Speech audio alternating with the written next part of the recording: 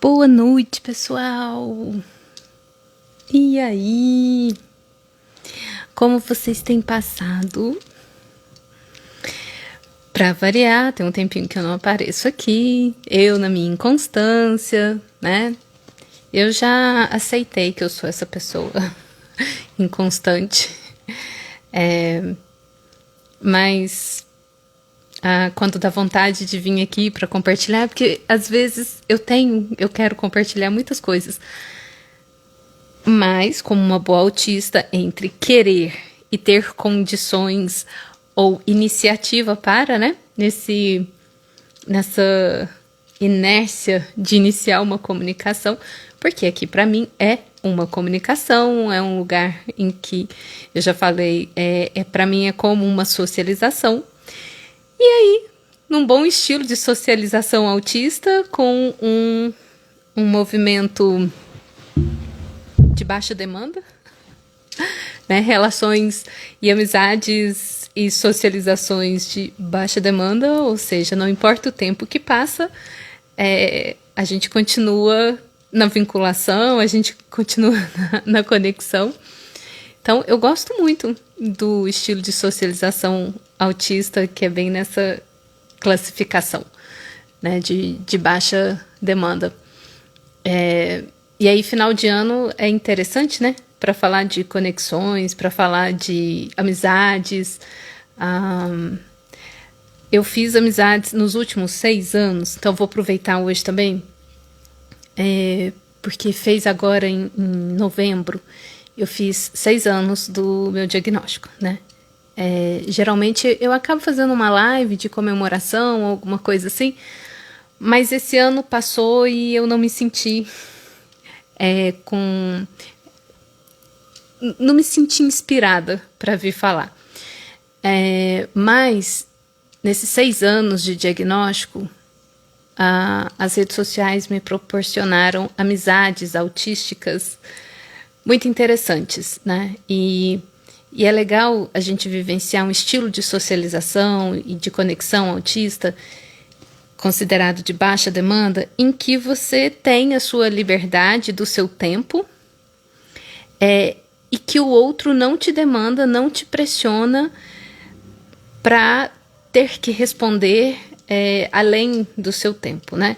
Então, eu recebo uma mensagem, eu leio com toda consideração e carinho e caramba, que legal, crio tudo que eu quero falar com a pessoa sobre a mensagem que eu recebi, né, da amiga ou do amigo que eu recebi, mas que eu só vou responder daqui algum tempo, porque a gente fica processando, né, a informação que veio, o conteúdo e o que você quer falar, gostaria de falar. E para o estilo de cognição autista, é muito importante o expressar, a forma como você vai expressar, falar exatamente o que você quer. E às vezes, do receber a mensagem e para você processar, digerir e construir o seu pensamento para poder dar uma resposta, pode levar 1 semana, 2 semanas ou até 1 mês, né? E também assim, os astros meio que tem que se alinhar, porque nem sempre você já tendo a resposta em mente, você está em condições ou com disposição e energia. E aí é muito interessante você vivenciar uma amizade no estilo autista. Já falo porque que o processamento é longo, Tati.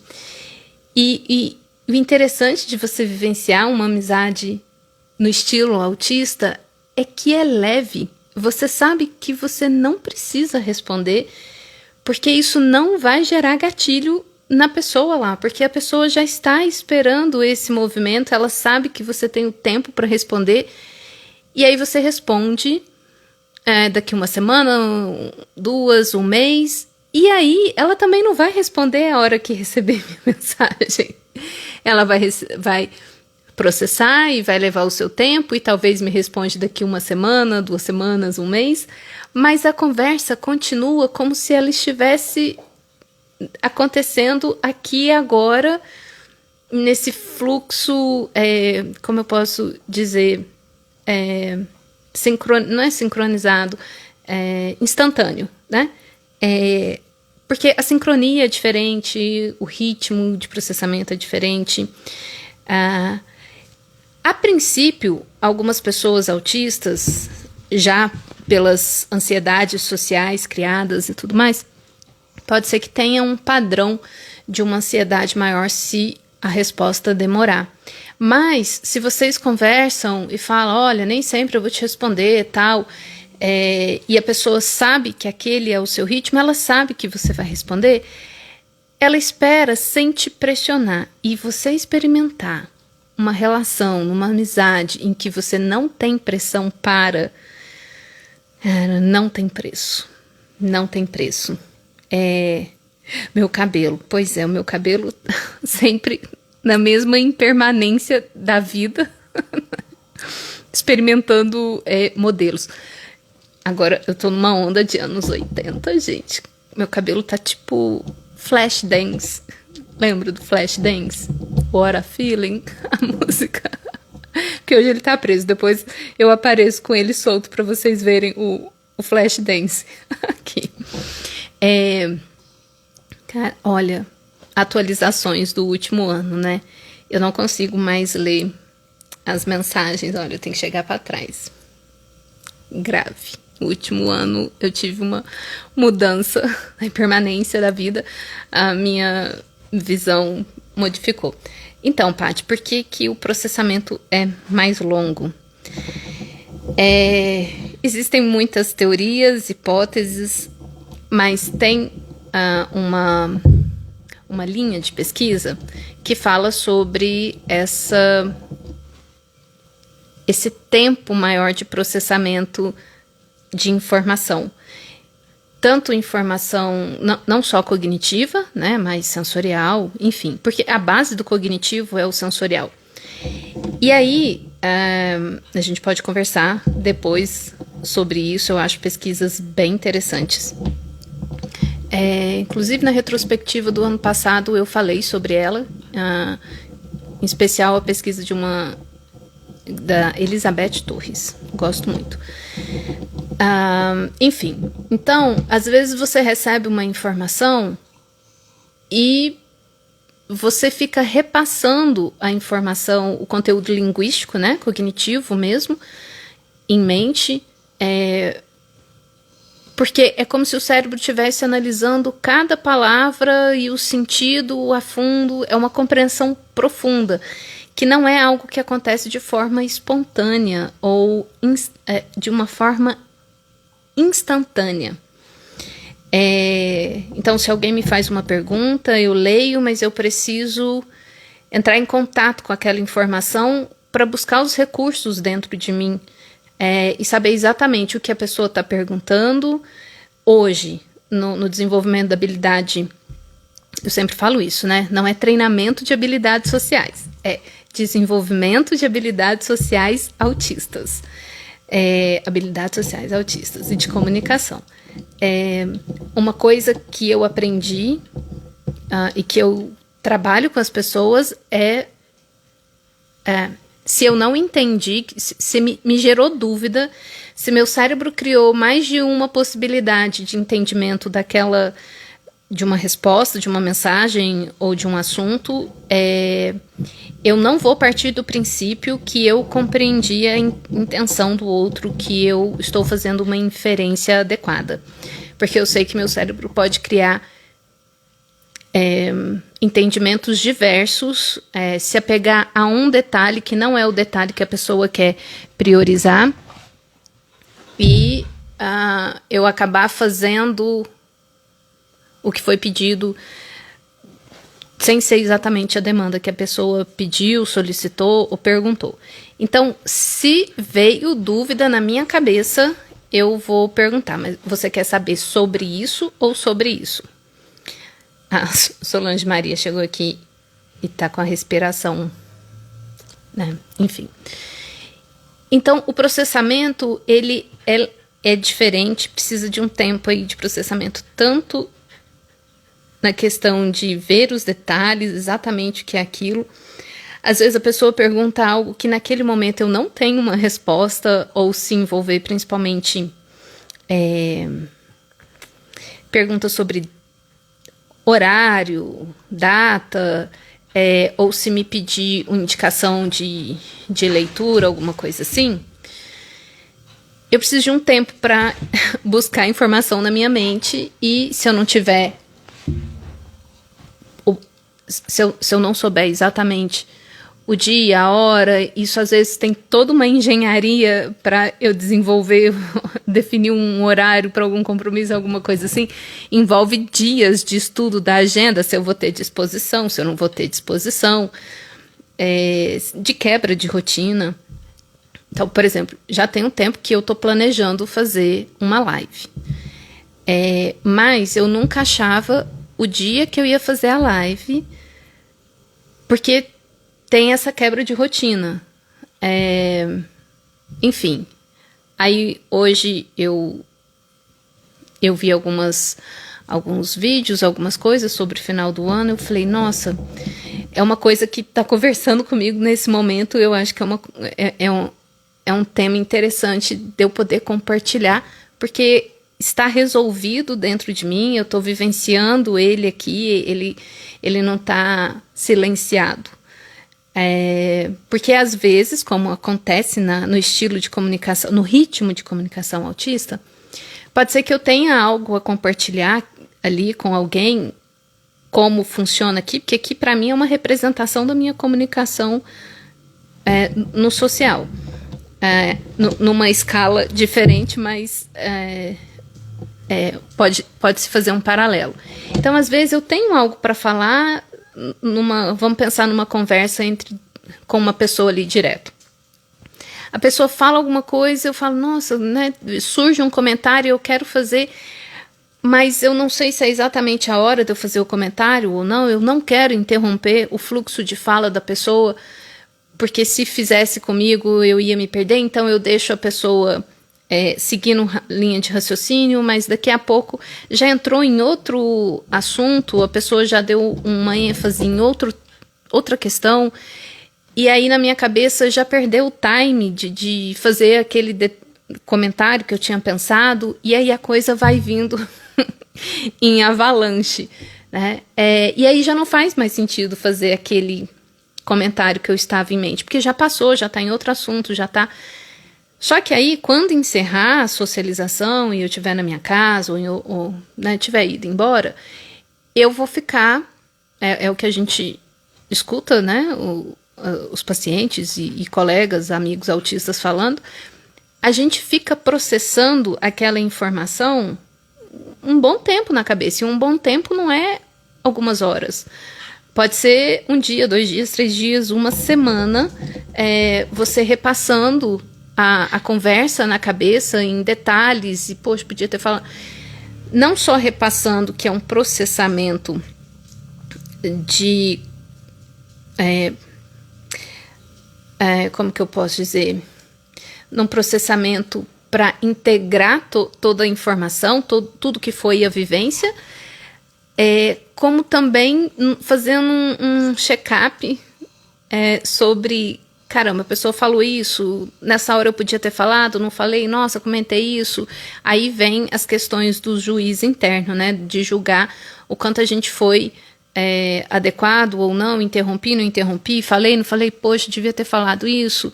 E aí a gente vai para um lugar de autocrítica e de vivência de cálculo social para checar no nosso próprio gabarito, nossa própria medida, se a gente se considerou inadequada ou não. Não importa o que o outro pensou, não importa o que a gente tá, caramba, não devia ter falado isso, ou não falei nada, não consegui falar, o que a pessoa tá pensando.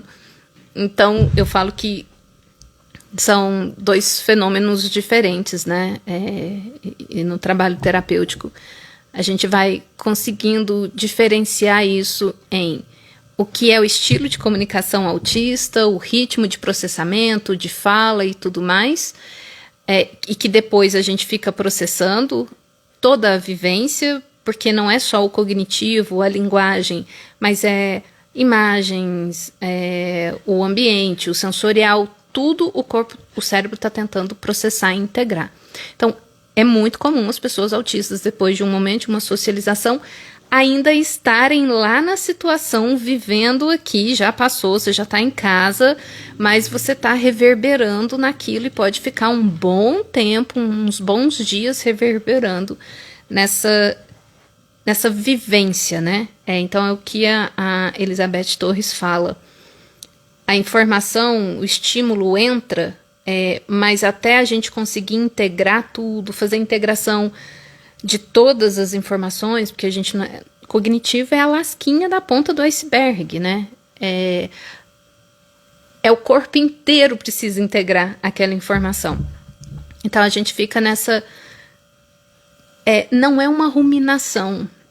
E talvez aí esteja uma observação interessante entre pensamentos obsessivos compulsivos e o ritmo de processamento de informação da mente autista, né, que pode levar um tempo diferente, e muitas vezes a gente não dá uma resposta naquele momento, porque a gente não tem a resposta ainda com todo o detalhe, com todo o padrão, com todo o sistematização necessária, né? Então, o tempo de comunicação e o tempo de resposta pode ser diferente. Então, cada vez me entendo mais com você. Vocês vivenciam isso? Vocês percebem esse processamento? Hoje eu tive uma socialização e aí vim para casa, vim a caminho, revivendo, pensando em cada capítulo da conversa. É interessante isso. E aí, nesse momento, a gente pode estar num lugar muito out, muito desconectado dos outros, né? Do ambiente, depois que sai de uma vivência, porque você está digerindo, né? Isso me lembra meu pai. A gente conversava com ele, ainda hoje é assim, mas hoje a gente já entende, né? Então, eu conversava com ele e ele no silêncio, né? E aí, pai, então, você não vai responder? E a resposta dele é, tô processando, né? É exaustivo.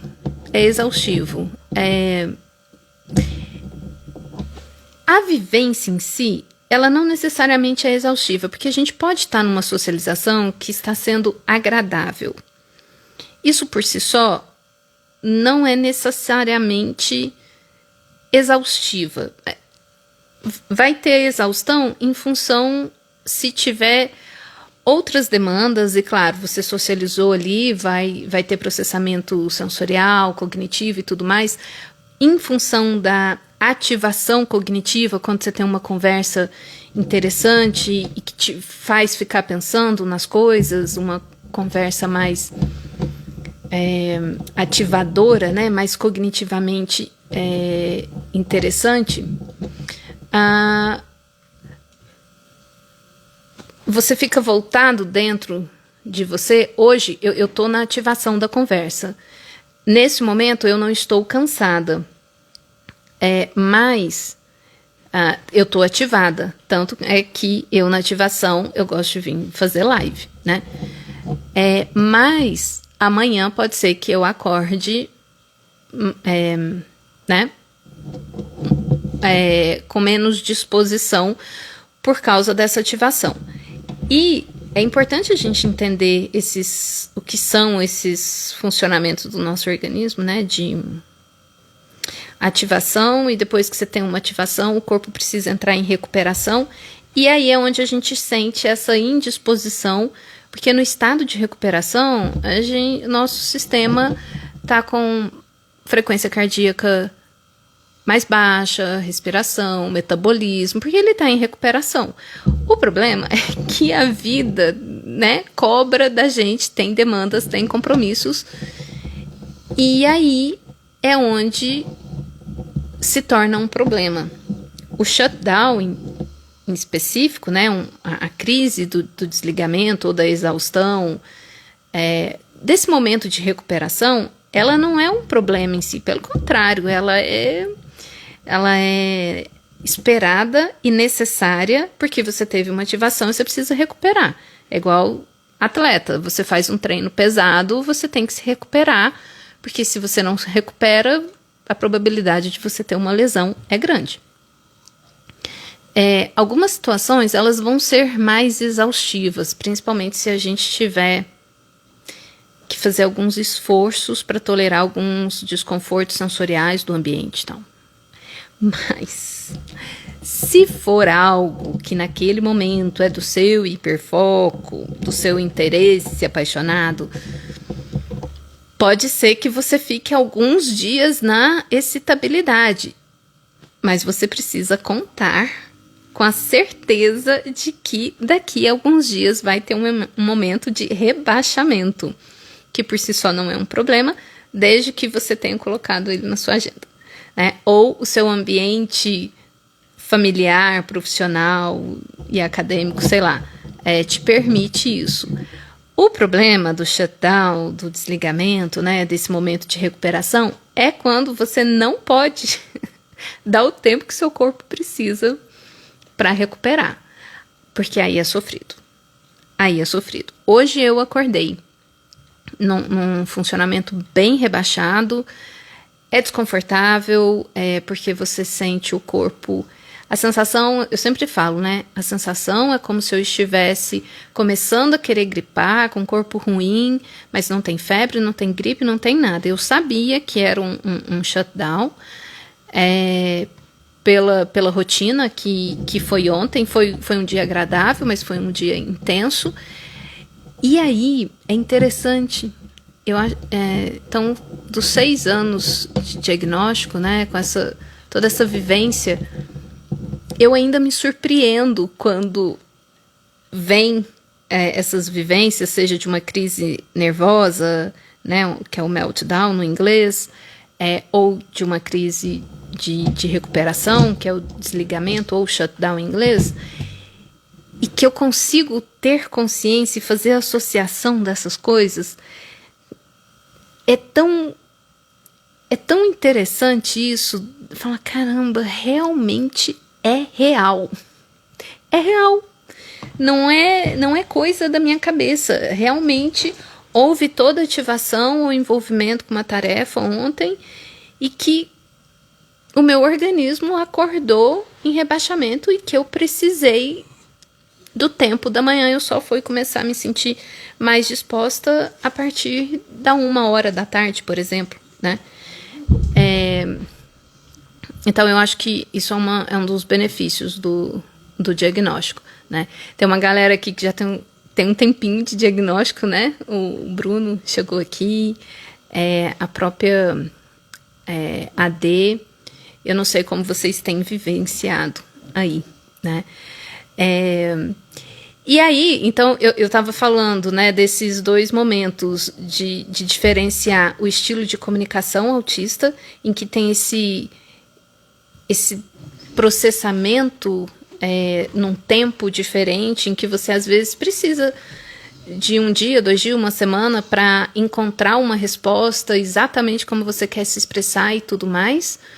E que depois que você, na verdade não era isso, depois que você socializa, então você fica repassando toda a conversa na cabeça, todo o evento, todo o social, detalhe por detalhe, repassando o seu discurso, o discurso do outro, e que é num processamento bem visceral mesmo, mas então que a gente pode pensar bem no estilo de comunicação e cognição autista, mas tem esse outro lado, que é o lado do cálculo social, em que a gente não está só repassando para integrar, a gente está repassando, mas já com questionamentos,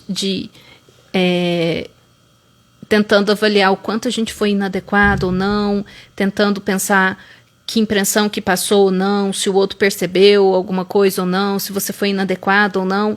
Aí a gente já entra nas psicoperebas dos trauminhas de inadequação e julgamento, né?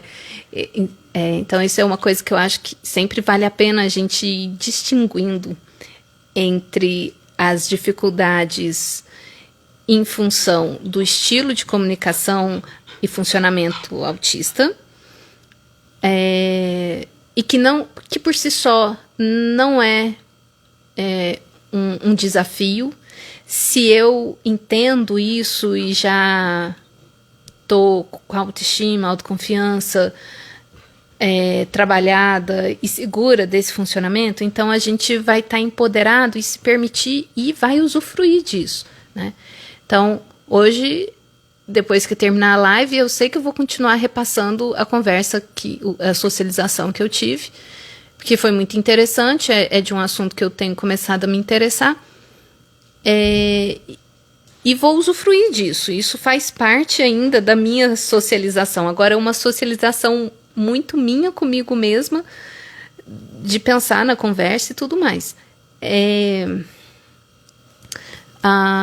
Mas, se você não sabe dessa vivência, ou dependendo de como isso foi nomeado para você, porque se essa característica foi nomeada de uma forma negativa ou patologizante, você pode ter ouvido de algum profissional que isso é um funcionamento obsessivo-compulsivo, né? E não necessariamente. E a diferença é que no funcionamento obsessivo-compulsivo vai ter um componente de ansiedade muito grande. Não tem prazer ali, né? Então, nessa espécie de... Eu vou falar ruminação, mas não é um pensamento ruminativo, é um pensamento retrospectivo de entrar numa vivência interna profunda, de rever, como se eu estivesse vendo numa tela o que está acontecendo. Então, provavelmente ativa a região cerebral da imagem, né, da visão, da audição, do ambiente, do cheiro, de toda... Então, é uma revivência interna muito profunda disso, né? Oi, olha só que tudo bom? Parabéns pela sua formatura, né? Defendeu lá seu trabalho, muito legal. Adoramos ter notícias de autistas defendendo pesquisas e trabalhos sobre autismo, né? Ainda mais dentro do aspecto que você trouxe, né, de farmacologia e da importância, acho que do afetamento, né, dos medicamentos. Olha que interessante isso, né, gente, pensar em pesquisadores autistas pesquisando o efeito de medicamentos em organismos autistas, né? Isso é muito legal. Parabéns, Alquir. Muito orgulhosa. Fiquei bem emocionada em ver o vídeo que você me mandou, né? Enfim. Tá. Então, perdi onde eu estava, mas não tem problema. E tua cabeça como fica num shutdown? Minha cabeça num shutdown. Minha cabeça fica agitada. O shutdown, ele não necessariamente é mental, né? Eu falo que o shutdown é um processo de recuperação em que seu corpo não tem energia. Você pode deitar para descansar, mas você não consegue dormir porque sua mente está ativa, no sentido de fazer conexões, pensar em coisas que você tem que fazer. Enfim, a mente, do jeito que ela continua ali. E às vezes você pode entrar em pensamentos negativos, de autocobrança e vivências de ansiedade, porque na verdade você tem compromissos, você tem que fazer coisas, mas o seu corpo não está em condições. Então, aí é um shutdown associado com uma crise emocional, o que não é legal. E depende, né? Dependendo do shutdown, se você já está num estado em que você não se recuperou e que você vem se arrastando nele, você pode já começar então com rebaixamento cognitivo. Os indicadores, né, são sinais de que você já está com sobrecarga.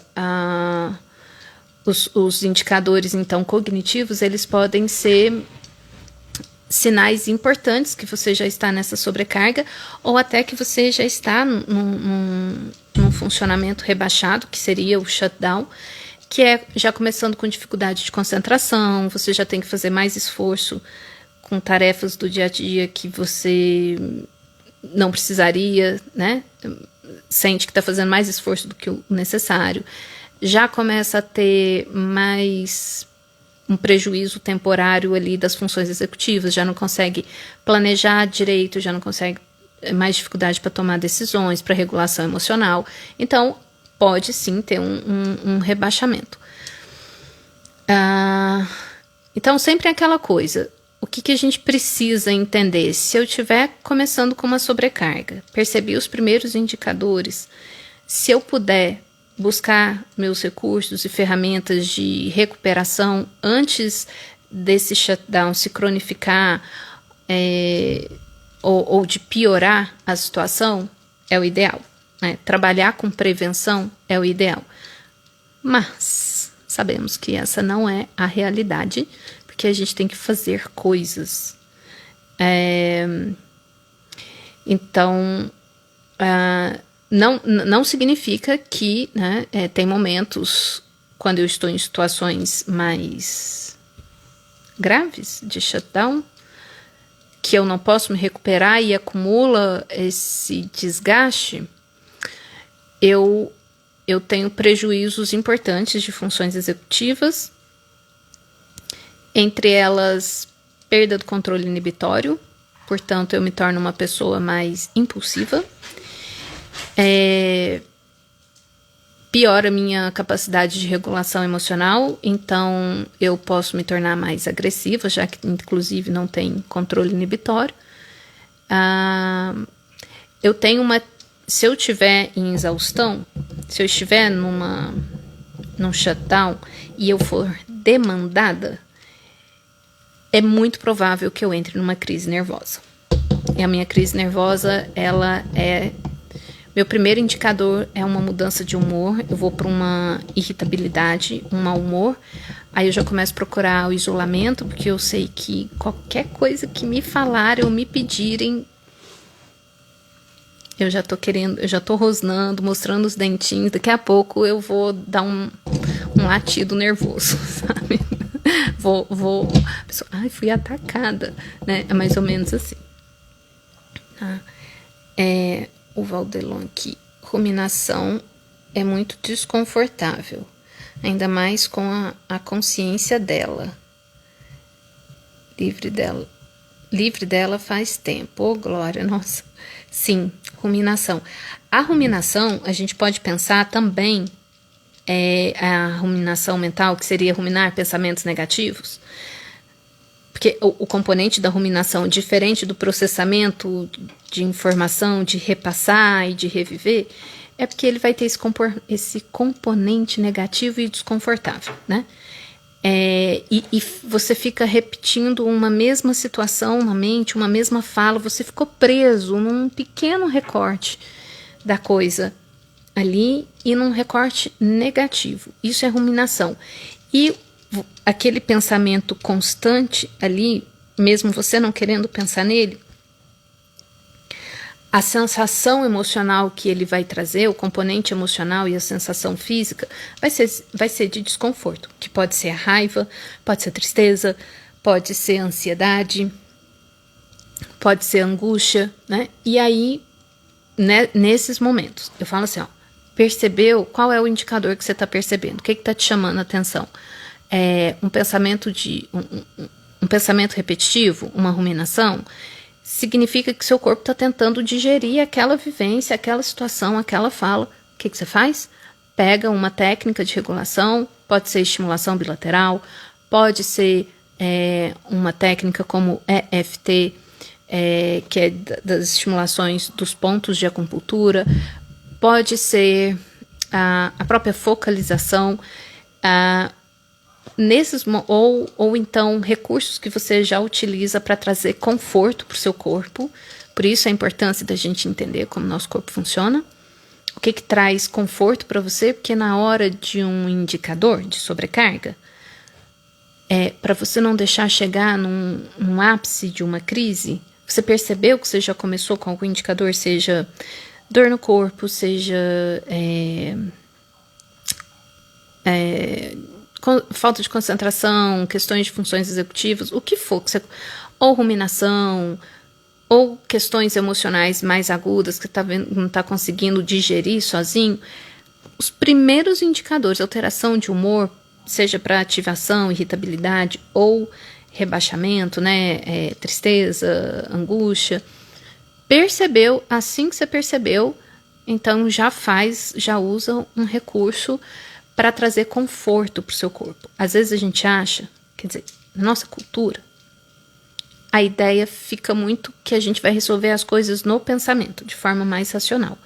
E não é assim. A gente tem que começar a entender que a base é o corpo. Se o pensamento está rolando no negativo, isso está gerando sensação corporal desconfortável no corpo. Inclusive, o pensamento pode ter ido para um aspecto negativo justamente porque você não está percebendo desconfortos no corpo, não está conseguindo, então, promover o bem-estar físico que você precisaria, ou porque ainda não aprendeu a identificar os indicadores, os estímulos que estão gerando sobrecarga em você, externos e internos. E aí, como você não tem ainda o aprendizado de nomear seus fenômenos corporais e não sabe perceber que é esse mal-estar físico que está causando os pensamentos negativos, a gente fica tentando resolver a coisa na mente e não é lá que a solução está. Então, sempre, tanto que as técnicas de regulação, eu já nem falo mais regulação emocional, porque o emocional ele pode ser secundário. Então, é técnica de regulação, porque a sobrecarga pode ser uma sobrecarga sensorial, que pode ser sentida como emocional, porque as emoções são físicas. As emoções não são uma abstração que vem, uma entidade toma conta da gente. As emoções, elas são vivenciadas de forma visceral no nosso corpo, tanto que a gente sente aperto na garganta, aperto no peito, nó no estômago, travamento, sangue fervendo. Quando você vai descrever as emoções, é muito comum a gente usar informações sensoriais, né? Porque as emoções, elas são corporais. Só que a gente aprendeu a pensar nelas de forma cognitiva. E aí a gente não tem muitos bons resultados para regulação. Daí, regulação, então, técnicas com técnicas corporais. Técnicas que utilizam estimulação corporal. Poderia ser deitar no chão. Poderia ser deitar no chão de bruço, né? Barriga para cima. Barriga para cima é de bruço? As costas no chão. Okay? Ou algumas pessoas gostam de deitar de barriga para baixo. Ok? Pode ser você deitado no chão na posição fetal ou na cama em posição fetal, num cantinho da parede, sentindo aqui, eu tô numa quina, né? Então, porque aí você tem contato físico dos dois lados, isso dá uma sensação interessante. Vários exercícios somáticos, né, de autopressão, cobertor pesado ou travesseiros em cima, cheirinhos, temperatura, enfim, né? E aí vai de acordo com o gosto do cliente, do que funciona para você. Não é a Giovana. Gabi, meu filho tem autismo e demanda muito suporte, mas o fato de você descrever o shutdown está me fazendo entender alguns comportamentos dele. Então, Giovana, é isso, é o que a gente mais fala lá na comunidade Obá. Se você não conhece, eu te convido a conhecer a comunidade Obá. O perfil é comunidade_Obá com H no final.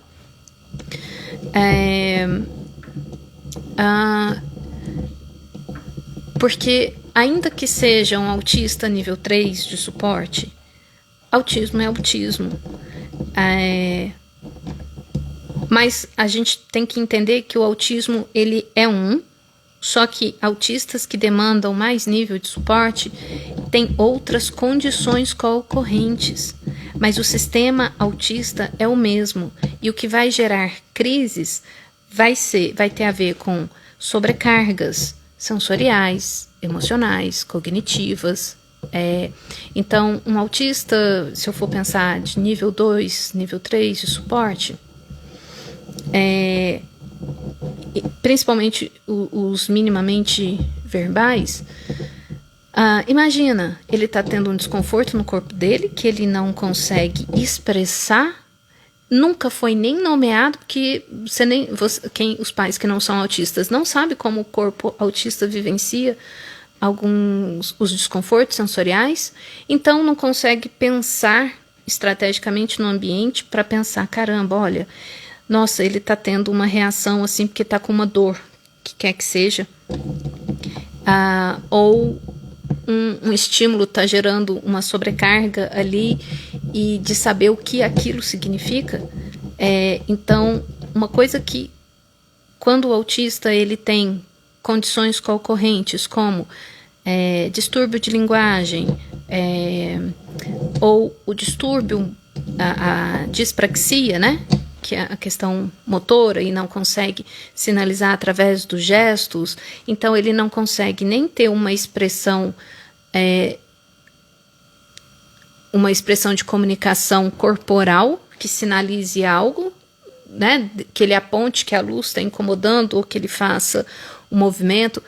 E quantas vezes, na verdade, eles fazem, né, os autistas com maior nível de suporte, sinalizam, só que os pais não foram ensinados a entender que aquilo é a sinalização dele, porque os pais estão treinados no seu funcionamento neurotípico. Então, o gesto daquela criança, daquele jovem, daquele adulto autista, não tem poder de comunicação para o neurotípico, mas ele está comunicando, sim. Então, por isso que a gente fala que é importantíssimo o treinamento parental para que os pais entendam o estilo de funcionamento autista e não treinar a criança autista para se comunicar na linguagem que o neurotípico entende, porque aí essa matemática ela não é legal, né? Aí os pais falam, mas é difícil, mas então, é difícil para você que está com todo o poder das suas funções cognitivas, sensoriais e tudo mais. Imagina então para o autista que está tendo que aprender a se comunicar em algo de uma natureza completamente diferente do sistema que ele funciona, para que os neurotípicos se sintam confortáveis e tenham mais facilidade no cuidado com o autista. Não. A gente precisa começar a entender, e por isso o empoderamento autista, ou as terapias e abordagens, né, as atualizações de todas as abordagens de afirmação da neurodiversidade, em que a gente parte do princípio que eu preciso entender como funciona aquela pessoa, aquela cognição, como é aquela comunicação sensorial e tudo mais, para que eu me treine para conseguir me conectar com aquela criança, com aquela pessoa autista, né? O autista, ele é bilíngue, ele é treinado para falar na linguagem dele, que ninguém entende, mas para falar na linguagem que o neurotípico entende. Então, vamos começar a treinar os neurotípicos também, né? Então, sugestão. Falo isso com todo carinho e fico à disposição,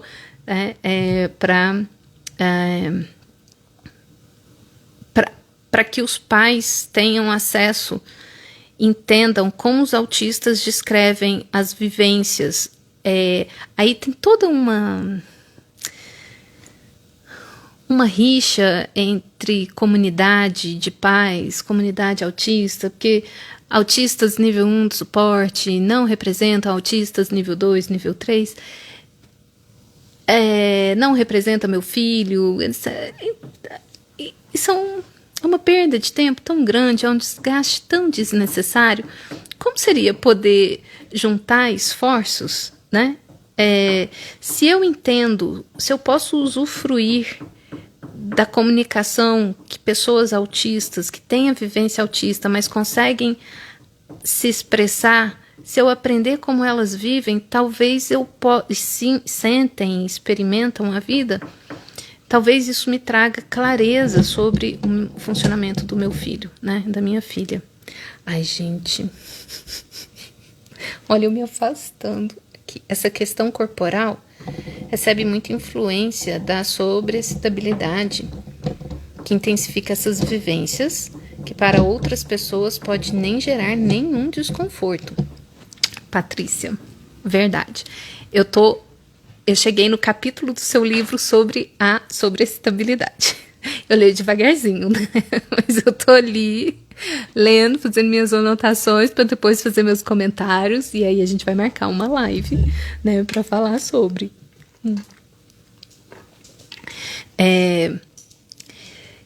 Então, isso é muito interessante, porque eu penso que, eu não sei, pessoas de altas habilidades também ficam reverberando nas vivências, Paty? Fiquei curiosa agora para saber. Talvez sim. E o que a gente teria de diferente aí? Talvez o tempo de resposta, tempo de reação.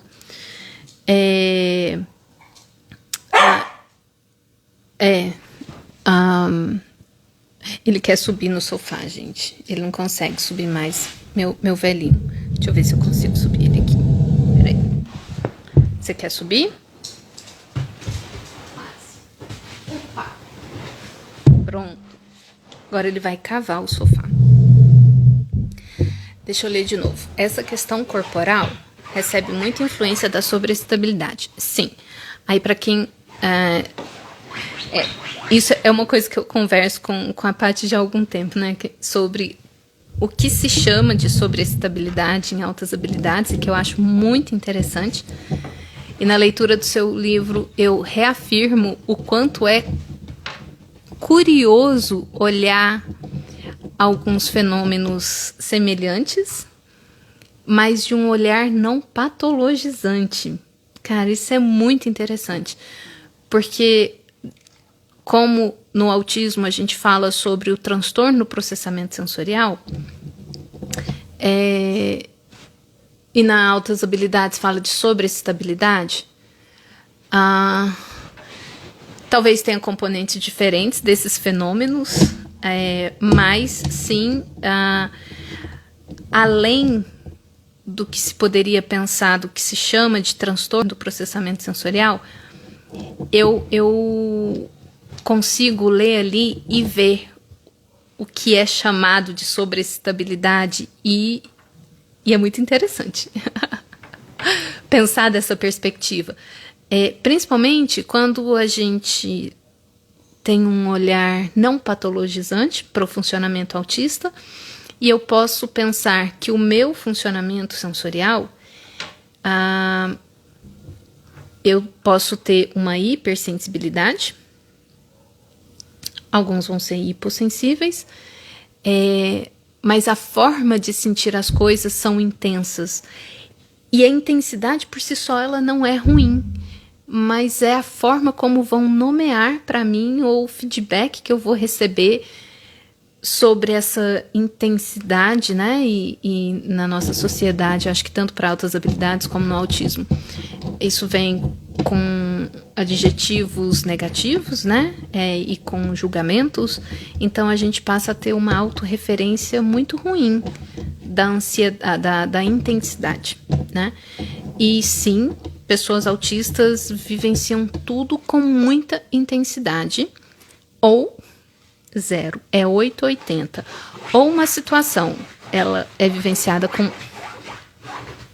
Ó, cavando o sofá aqui. Ou uma situação, ela vai ser vivenciada com muita intensidade. Situações do cotidiano que para muitas pessoas não fica reverberando e desconcentra, né, gente? Ele vai cair. Então, desconcentrei. Algumas situações vão ser situações do cotidiano, né? Então, com as pessoas com quem eu estava reunida hoje, pode ter sido só mais um dia de trabalho para elas e tudo mais. E elas não vão ficar reverberando nisso, mas para mim foi o evento da semana. E aí, de repente, isso fica muito incompreendido pro outro, porque às vezes eu vou dar importância demais para isso, ou vou dar um feedback mais acalorado pro outro, e o outro vai estranhar, porque foi tão corriqueiro ali, né? Mas, Paty, eu fiquei curiosa também agora, porque eu fiquei pensando nesse 880, né? Situações em que a pessoa autista não tenha interesse, seja assunto, pessoas ou o que quer que seja, ela vai vivenciar uma desconexão brutal. E aí é zero interesse. Então, da mesma forma que tem uma sobreexcitabilidade ou uma super excitabilidade ali, também tem o outro lado que é vivenciado como nada. E talvez seja nesse aspecto que muitas vezes a pessoa autista é considerada como insensível, distante, fria e etc. Né? A Giovana? Concordo que por isso pessoas neurodivergentes acabam se tornando mais amigos. A linguagem os une. Gi, sim e não.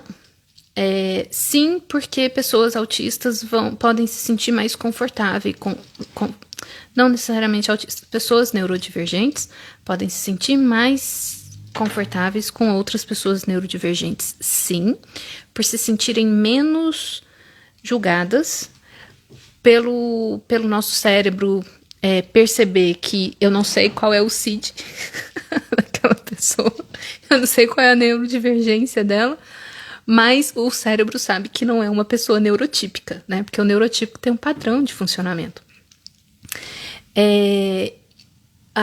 Então a gente pode sentir mais à vontade. E nesse sentir à vontade, que é uma sensação de segurança, de percepção de segurança, é uma percepção não consciente, você só sabe dizer, você não sabe dizer por quê, mas você sabe dizer que com aquela pessoa, naquele ambiente, você se sentiu mais confortável. E quando você está em sensação de segurança, você fica mais comunicativo, mais solto, cria mais conexão, mais vínculos, ok? E aí a gente entende isso mais pela ótica de uma das teorias modernas do autismo, que é o problema da dupla empatia. Não significa que socializar com pessoas autistas ou neurodivergentes por si só é simples, não tem problemas. Pelo contrário, onde tiver ser humano, vai ter complicação, né? Pessoas autistas, em função do nível de rigidez cognitiva ou de ativação, podem se sentir, pode ser uma comunicação difícil, uma socialização difícil. Pode romper com mais facilidade, né? Ou alguns perfis, por exemplo, um perfil hipossensível pode precisar de estímulos mais intensos. Então, pode ser um autista que fala mais alto, que precisa de sons mais altos, mais luz, etc. Esse perfil, ele pode ser vivenciado com muita sobrecarga por um perfil autista mais hipersensível, né? Da mesma forma que o hipersensível pode ser muito desinteressante para um autista hipossensível. Isso faz com que a vivência autista seja muito solitária, porque é difícil encontrar, mas sim, pessoas neurodivergentes tendem a se sentir mais à vontade com pessoas neurodivergentes. Da mesma forma, neurotípico. O que as pesquisas mostram é que pessoas neurotípicas têm baixa motivação e interesse em socializar com pessoas autistas. Isso soa familiar para vocês? Tipo, déficit de reciprocidade e motivação social, que a gente ouve tanto, que é comum no autismo. E aí é isso que a teoria do problema da dupla empatia mostra, né? Que quando você inverte o sistema, quando você inverte os lugares, pessoas neurotípicas também carecem de motivação e reciprocidade social quando está interagindo com um neurotipo diferente do dele. Eu acho muito legal, né?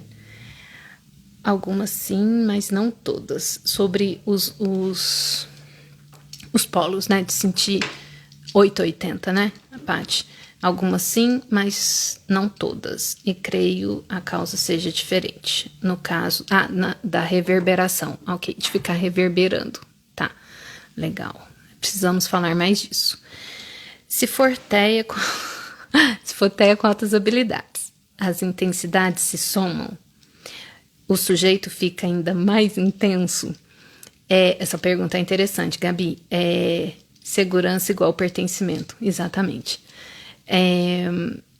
O que eu entendo dessa pergunta, e pode ser uma pauta de conversa, né, Paty? Então, se for uma pessoa, né, uma pessoa autista com altas habilidades de superdotação, as intensidades se somam, o sujeito fica ainda mais intenso. E talvez não seja em questão de ficar mais intenso, mas sim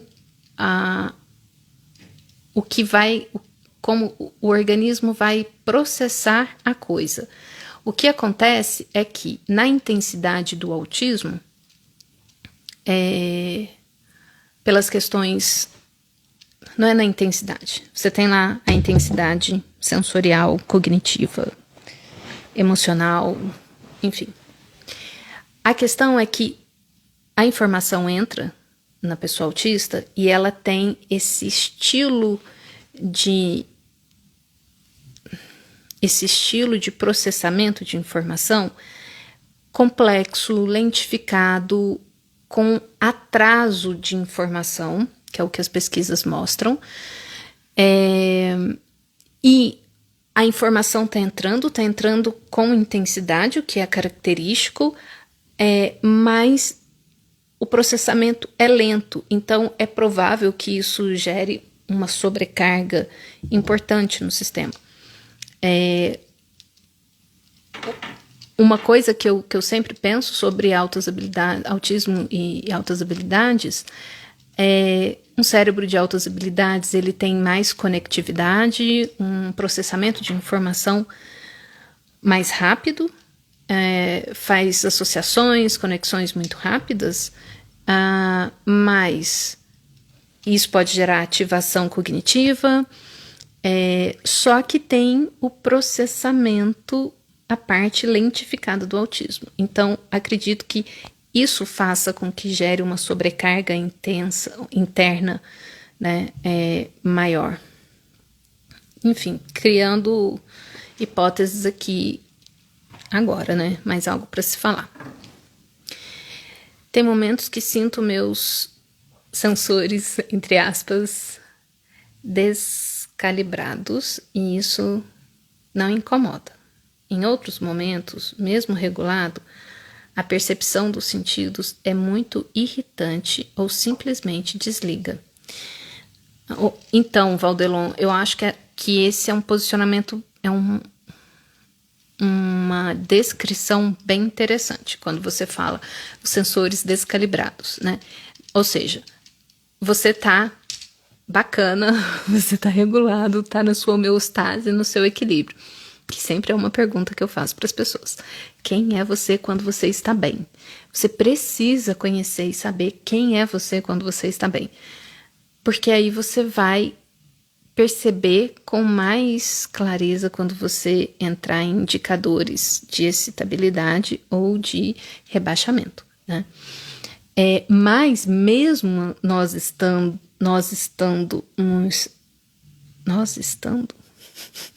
mesmo a gente estando num estado de conforto e bem-estar, algumas percepções e sentidos pode trazer irritabilidade. Ou seja, ali já está causando uma sobrecarga.